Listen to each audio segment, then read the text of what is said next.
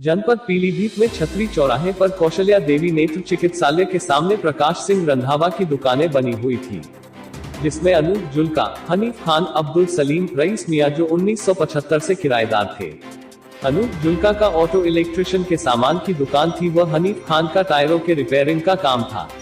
अब्दुल सलीम का auto parts की दुकान थी व रईस मियां की हार्डवेयर सीट रिपेयरिंग का काम था।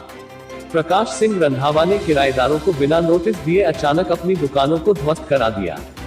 किराएदारों का दुकानों में सामान भरा हुआ था, जिससे उनको लाखों रुपयों का नुकसान हुआ है।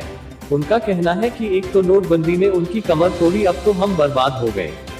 व्यापारियों का आरोप है कि माननीय न्यायालय के स्टे ऑर्डर के बाद भी दुकान मालिक ने अपनी दबंगई से दुकानें तोड़वा दी, जिससे माननीय न्यायालय के आदेश का अपमान हुआ है। व्यापारियों का यह भी आरोप है कि पुलिस ने हमारी कोई मदद नहीं की व माननीय न्यायालय के आदेश के बाद भी पुलिस ने कोई कार्रवाई नहीं की।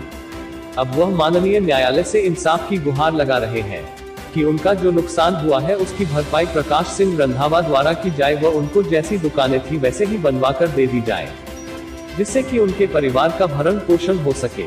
पीलीभीत से खोजी कैमरा के लिए शाहिद खान की रिपोर्ट। ये जो दुकानें टूटी हैं, इसमें आप कब से किराएदार थे? मैं 1983 किराएदार हैं जी। तो ये इसके लिए आपको कोई नोटिस दिया गया था? नोटिस दिया था, इन्होंने एक केवी डाली थी। उसके बाद हमने भी अदालत में जवाब दिया और हमें स्टे मिल गया जी। इन्होंने आके आज सुबह बिल्कुल दुकानें तोड़ दी जेसीबी से।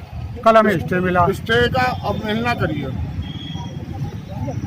और कल 7 तारीख को स्टे मिला। इन्होंने आज 8 तारीख को 5:45 पे इन्होंने ये कार्रवाई करी है जेसीबी के द्वारा। ये जो दुकानें हैं जी, ये कौन से थाना क्षेत्र में आते हैं? ये थाना सुनगढ़ी में। थाना सुनगढ़ी। तो आप लोगों ने पुलिस प्रशासन से मदद की गुहार नहीं लगाई? मदद की गुहार क्या लगाई, कहीं से कहीं तक कोई सुनवाई नहीं हो रही है। और आज सुबह हमारी एनसीआर दर्ज करी है। आज एनसीआर दोपहर करीब लीगल वे पे चल रहे थे कोर्ट के द्वारा। हमें कोर्ट से और कोर्ट का स्टे हमें मिल चुका था और ये इनको सूचना भी मिल गई कि स्टे हो चुका है। उसके बाद में भी ये सब करा गया है। प्रशासन ने उसके बाद सीसीटीवी फुटेज निकलवाई है। अब वो प्रशासन इस चीज को देखे और हमारी सहायता करे। और हम बर्बाद हो चुके हैं, बिल्कुल कंगाल हो चुके हैं। सबका सामान इन्हीं दुकानों में भरा हुआ है। आप देख लीजिए, वीडियो बना लीजिए।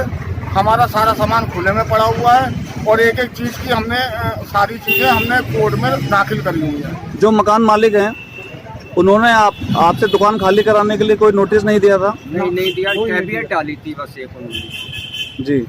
उसके बाद अचानक से जब उन्होंने तोड़ना शुरू किया तो आपने पुलिस से कोई मदद नहीं मांगी? हमने एप्लीकेशन दी है। हमारी एप्लीकेशन पहले की पहुंची भी है, लेकिन उस पर कोई कार्रवाई नहीं है।